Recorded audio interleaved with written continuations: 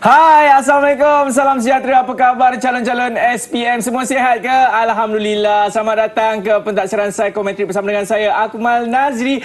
Saya pasti murid-murid semua macam tertanya-tanya. Sekejap. Dari dalam pentadbiran psikometrik kali ini, kita nak membincangkan mengenai apa? Sebelum itu, jom kita tengok dulu siapakah guru yang akan bersama dengan kita kali ini. Ini dia profil guru hari ini.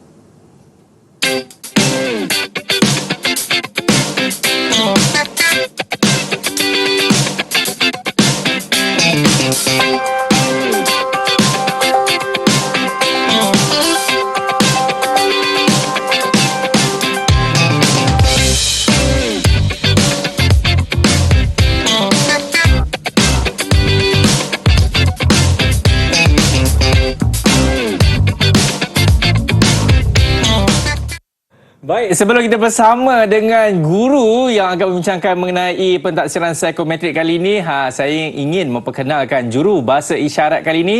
Tak bukan, ini dia Cikgu Faradzila. Apa khabar Cikgu? Assalamualaikum. Itu dia, sentiasa tersenyum. Baik, sekarang ini inilah dia guru yang akan bersama dengan kita dalam program pentadbiran psikometrik. Tak bukan, Cikgu Mazdalina. Assalamualaikum Cikgu, apa khabar? Alhamdulillah, terima kasih Akmal. Ya. Sungguh saya tengok Akmal hari ini. Alhamdulillah, dia kata cikgu pun tengah gugup sekarang ya. Hilang tu barang saya. Ya, itu yang kita nak cikgu. Baik cikgu, sebelum kita nak mulakan kita punya perbincangan kan, katanya kita ada video yang kita ingin tunjukkan kepada murid-murid, betul ke? Betul.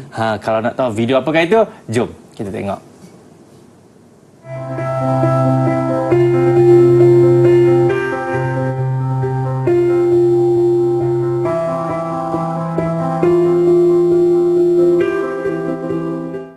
Awak nak ambil bidang apa? Saya tak pasti lagi lah. Awak nak ambil bidang apa? Kalau saya nak ambil bidang animasi. Oh, macam menarik je.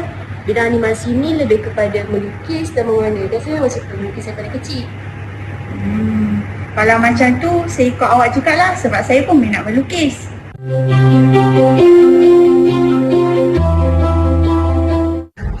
Saya tu what's your plan for the future? Explain it to me. Like, I have a plan that I want to either do forensic science or medicine, but I really not sure what to do yet, confirmly. I understand because I'm doing a dilemma. I'm confused between psychology and engineering. Should we ask teacher? Yeah, I think it's a good idea. Okay. Itu dia dua video yang baru saja anda saksikan tadi. Itu dia ada juga orang kata kena-mengena kan dengan psikometrik kali. Tapi kan cikgu, saya macam kurang faham lah apa mesej yang ingin disampaikan melalui dua video tersebut, Cikgu Mazdalina. Okey, kalau kita tengok daripada video tadi, ada dua situasi kan. Situasi yang pertama, pelajar tu dia ikut kawan dia. Kan? Betul. Tak ada tahu apa-apa, dia terus ikut kawan dia kan. Jadi sebenarnya antara matlamat psikometrik ni ialah kita nak membantu tiga pihak, iaitu yang pertama ialah kepada murid. Yang kedua ialah kepada ibu bapa. Baik. Dan yang ketiga ialah kepada guru. Jadi dari situ kita nak tiga-tiga pihak ni dia faham tentang tujuan dan kepentingan psikometrik ni kepada mereka. Kalau kita tengok tadi video yang pertama tu, murid dia tak tahu. Dia nak ikut je kawan dia kan. Kalau kawan dia ambil animasi, dia pun nak ambil animasi. Kalau kawan dia nak ambil teater, dia pun nak ambil teater juga. Contohlah kan. Sedangkan sebenarnya dia kena tahu dulu. Faham dulu tentang potensi diri dia. Jadi sebenarnya melalui psikometrik tadi, murid ni nanti boleh dapat tahu sebenarnya apakah dia potensi diri dia sendiri, personality diri yang sesuai, yang boleh membolehkan dia menyambung pengajian dalam bidang yang dia minati. Nampak kat situ kan? Kalau kita tengok pula video yang kedua. Video yang kedua tadi, murid tu dia dah ada dia punya minat. dan dia dah ada pilihan lah, ada seorang tu nak jadi engineer ke nak jadi psikologis kan. Betul. Jadi maknanya sekurang-kurangnya dia dah adalah sedikit maklumat tentang apa yang dia nak sambung selepas SPM, tapi mungkin dia tak dapat maklumat keseluruhan lah untuk bidang apa, program apa. Jadi that's why tadi disebut dia nak jumpa dengan guru bimbingan dan kaunseling.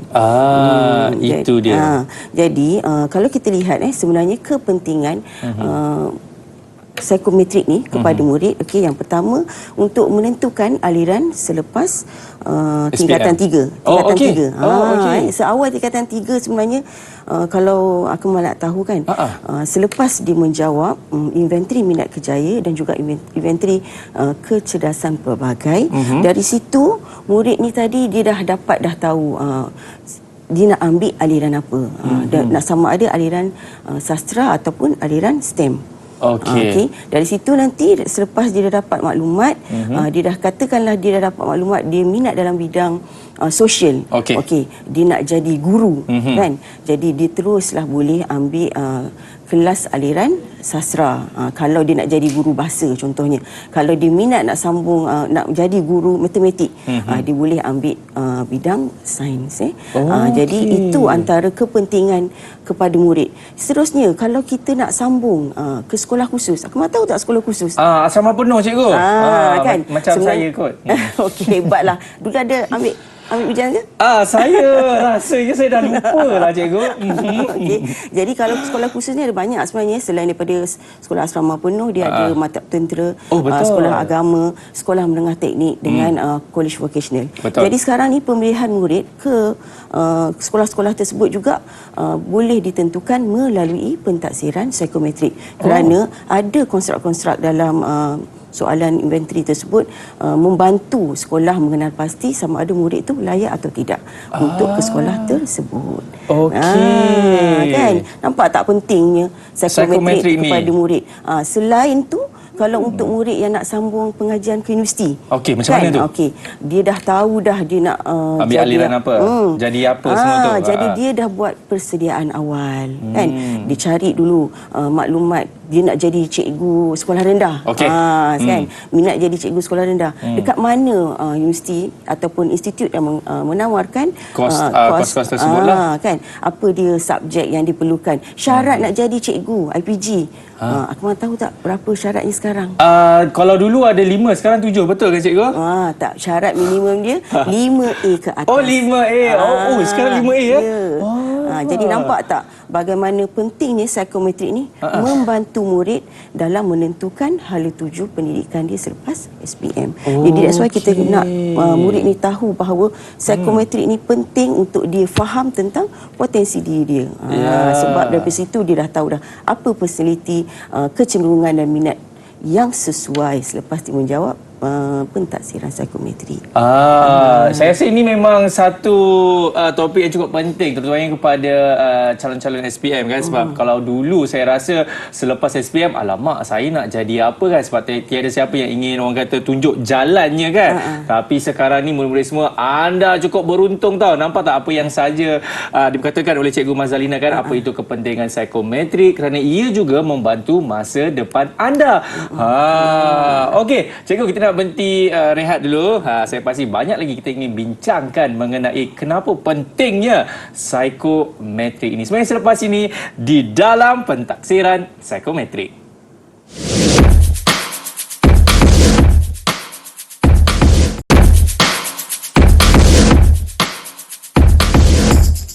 Baik, masih lagi menyaksikan pentaksiran psikometrik bersama dengan saya, Akmal Nazri, dan juga cikgu kita, Cikgu Mazalina. Baik, cikgu. Kalau kita bercakap mengenai psikometrik ni kan, kadang-kadang saya pun tertanya-tanya lah kan, apa sebenarnya matlamat dan juga kepentingan terutamanya kepada guru-guru di Malaysia ni, Cikgu Mazalina? Okey, terima kasih Akmal. Sama-sama. Okey, tadi saya ada sebutkan ada 3 pihak yang kita nak beri penekanan tentang psikometrik ni. Jadi yang kedua, kita nak guru pula faham dengan tujuan pentaksiran psikometrik ini dijalankan, yang mana sebenarnya dia membantu guru untuk memahami murid-murid dia sendiri. Contoh bagaimana sebab melalui psikometrik guru ni dapat deskripsi yang tepat melalui profil setelah murid itu menjalani pentaksiran psikometrik. Jadi dari situ guru ni dapat menggilap potensi anak didik dia sendiri. Macam ni dia dapat gilap potensi sebab dia dah tahu profil anak murid dia kan. Jadi dalam kelas dia boleh bantu mengajar anak murid dia supaya boleh murid ni mengembangkan potensi diri dia. Untungnya murid-murid sekarang cikgu jadi memang untung Selain daripada itu, guru tu juga boleh merancang PDPC yang sesuai kepada anak murid dia. PDPC? Mengajar, kaedah mengajar. Macam mana tu dia boleh rujuklah kepada guru bimbingan dan kaunseling dari sebab guru kaunseling ada data. Katakanlah dia nak tahu kelas dia ni kan, tengok apalah budak-budak ni riuh je kan dalam kelas kan. Macam orang kata tenaga tu terlebih-lebih. Terlebih tenaga kan. Jadi dia boleh dapatkan maklumat daripada guru kaunseling di sekolah kan. Guru ada data tu, guru kaunseling boleh share maklumat yang sesuai kepada guru subjek tersebut. So katakanlah dia tengok contohlah contohnya kan, bila dia tengok rupanya 80% murid dalam kelas tu dapat realistik untuk inventory minat kerjaya. Sebab dalam inventory minat kerjaya ni dia ada 6 personality yang boleh diukur kan. Jadi 80% realistik. Jadi apa yang guru tu boleh buat? Maknanya aktiviti pengajaran dia lebih banyak hands on.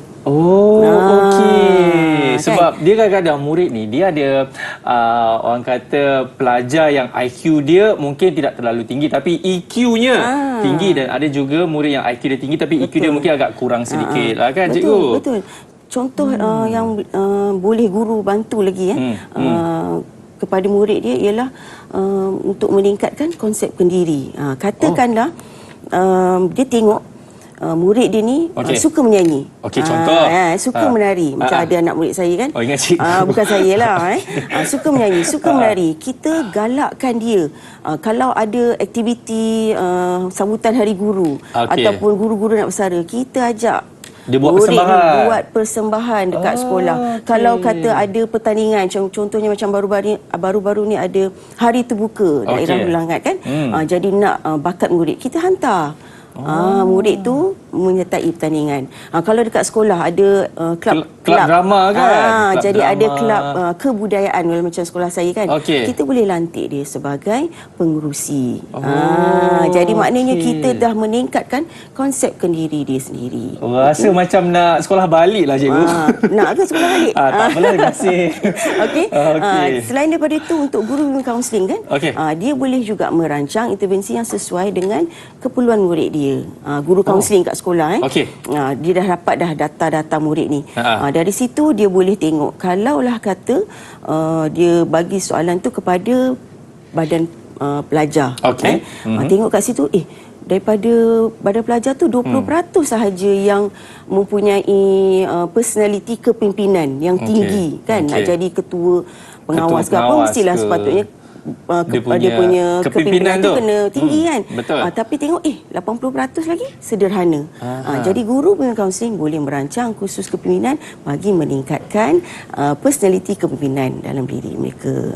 Apa aktiviti dalam program kepimpinan, boleh buat aktiviti yang banyak latihannya ialah membuat keputusan, jadi pemimpin. Jadi dari situ kita cuba nak meningkatkan trait personality kepimpinan kepada pemimpin pelajar tersebut. Itu satu. Yang kedua, guru kaunseling boleh juga adakan lawatan kerjaya untuk kelas. Katakanlah kelas yang kata banyak suka buat hands on tadi kan. Kan murid-murid yang suka kemahiran macam saya dulu, budak-budak kelas yang tak minat sangat belajar, dia suka nak jadi mekanik, nak suka buat aircon. Jadi kita buat lawatan pergi ke mana? Ke college vocational, bagi dia tengok dekat KV Kajang lah. Masa tu kita bawa mereka pergi ke KV Kajang. Tengok ada bengkel, membaiki kereta dan motor. Jadi seronok lah murid-murid dia dah nampak dah. Kat sini peluang dia nak menyambung pengajian. That's why tadi saya kata ada pentaksiran untuk sekolah khusus tadi kan. Daripada awal kita dah tunjukkan kepada murid kalau awak dapat program dekat sekolah KV, dia boleh sambung dalam bidang otomotif. Itu untungnya cikgu Saya rasa kalau saya jadi cikgu, awak minat apa? Minat mengenai otomotif, saya bawa dia pergi kilang terus cikgu. Macam ni nak pasang kereta. Supaya nanti kalau satu hari beli kereta tak adalah bunyi ting kosong. Lain macam tu. Lain macam tu kan. Tapi kan cikgu, contohlah kalau macam saya ni seorang murid kan. Tapi saya malu nak katakan kepada guru saya macam saya minat yang ini, minat yang itu. Macam mana pula tu cikgu? Saya pasti guru pun mainkan peranan yang cukup besar kan? Ya, betul. Sebenarnya itulah sebabnya kita ni kena ada satu alat ukur ni yang sistematik dan terancang nak bantu murid macam Akmal kan. Kita minta sebenarnya psikometrik ni wajib jawab oleh semua murid pada tingkatan 1 sampai tingkatan 5. Dari tingkatan 1 dah kalau sekolah menengah lah, sekolah rendah pun dah ada yang menjawab psikometrik juga. Sekolah rendah pun ada? Jadi maksudnya daripada kalau sekolah menengah tu seawal tingkatan 1 dah jawab. Jadi kita dah boleh kenal pasti dah personality murid kita sendiri, insyaAllah. Alhamdulillah. Ya Allah, bila fikir balik apa yang cikgu terangkan tadi kan, saya rasa murid-murid zaman sekarang, anda ni cukup beruntung tau. Zaman-zaman saya, macam lama sangat zaman saya ni kan. Zaman-zaman saya. Zaman-zaman cikgu. Tak ada tau peluang macam ni. Jadi, ambil lah orang kata peluang ini. Betul cikgu? Betul. Okey, kita nak berhenti rehat. Kepada anda semua, jangan ke mana-mana. Selepas ini banyak lagi yang kita ingin bincangkan dalam psikometrik.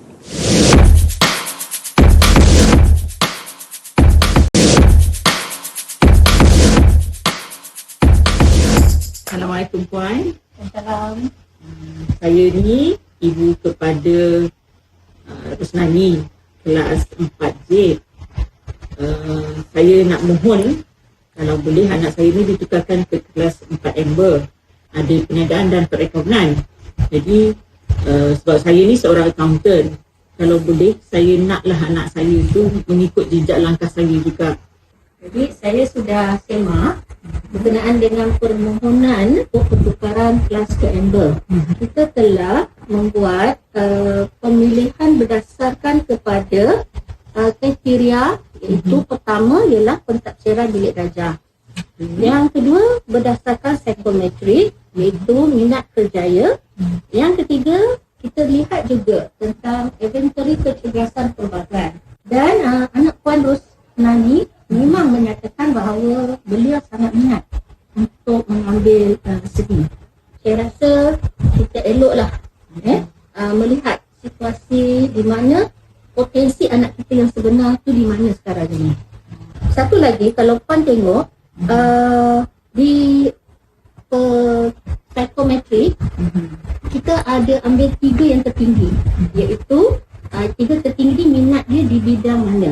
Dan kita dapati anak Puan sangat tinggi di bahagian artistik, juga sosial dan juga interpersonal. Baik, masih lagi menyaksikan pentaksiran psikometrik bersama dengan saya, Akmal Nazri. Ini nak tanya, cikgu tu yang guru besar tu ke? Tak, bukan. Lain cikgu Lain. Tapi kan, cikgu, macam saya melihat video tadi, saya macam tertanya-tanya lah kan. Kalau saya sebagai seorang bapa, boleh ke kalau saya datang sekolah, jumpa guru ataupun guru besar, nak tukarkan anak saya punya kelas tu?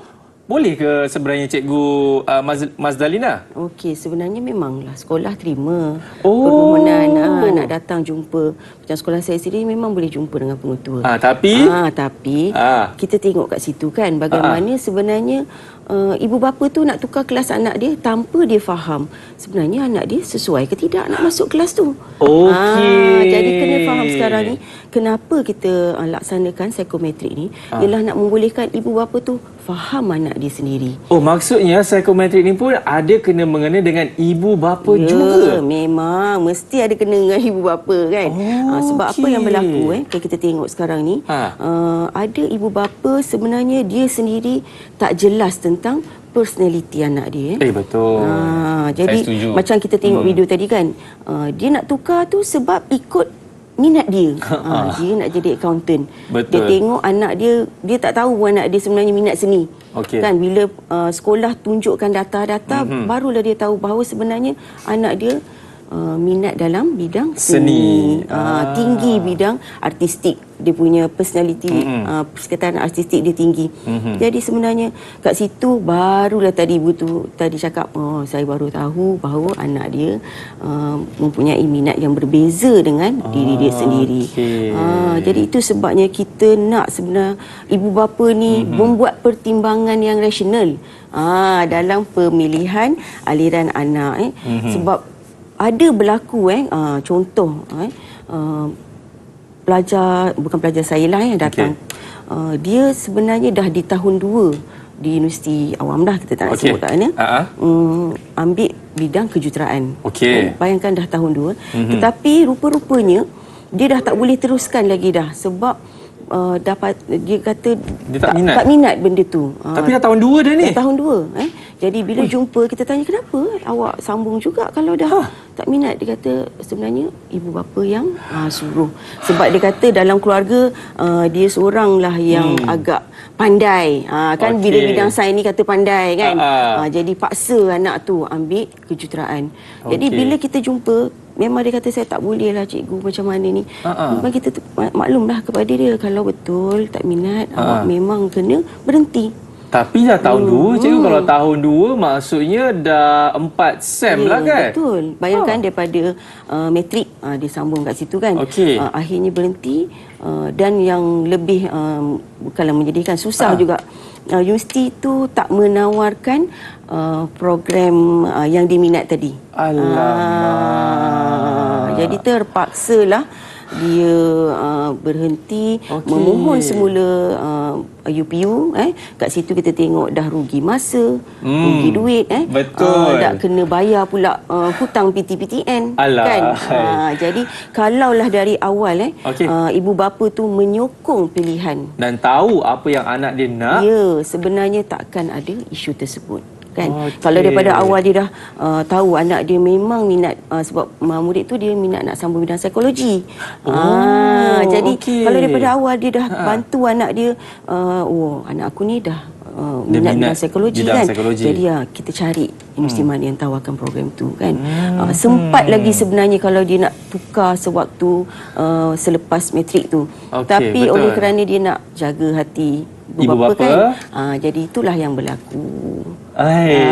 Saya bila cikgu cerita-cerita macam ni kan, sebenarnya banyak tau yang dihadapi oleh murid-murid di luar sana ataupun pelajar-pelajar IPTA maupun IPTS di luar sana kan. Sebab mungkin ibu bapanya nak sangat, contoh Safi, Papa nak awak jadi doktor, Safi. Kalau tak, awak keluar dari rumah. Contoh kan. Tapi anaknya suka mungkin bidang-bidang solik kan. Ataupun bidang-bidang buat rambut ni semua. Contoh. Kan. Tapi bidang kemahiran lah tu kan. Bidang kemahiran lah. Tapi itulah, mungkin kadang-kadang murid ni pun ataupun pelajar ni dia takut cikgu kan. Ya, betul. Nak berbincang. Jadi ibu bapa tu sebenarnya dia boleh bantu anak dia. Katakanlah dia dah tahu dah daripada tingkatan 4 kan. Bila dapat result psikometrik masa tingkatan 3 masuk tingkatan 4 kan. Bila dia tahu anak aku ni minat nak sambung dalam bidang interior design.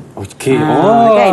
Jadi perlu ke dia ambil aliran sains? Tak perlu kan. Kita mintalah anak ni ambil dalam bidang kelas sastra. Apa subjek yang dia perlu ada? Syarat nak masuk dalam bidang interior design tadi kan.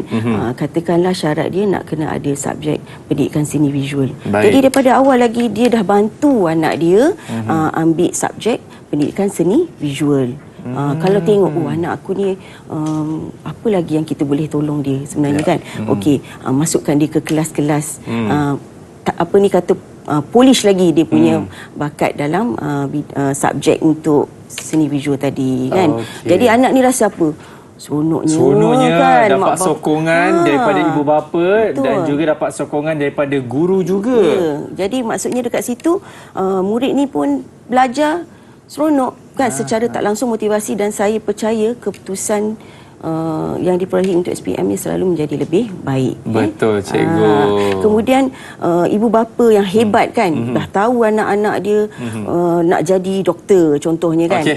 Kan ramai nak jadi doktor, dah tahu dah anak ni daripada tingkatan 4 nak jadi doktor.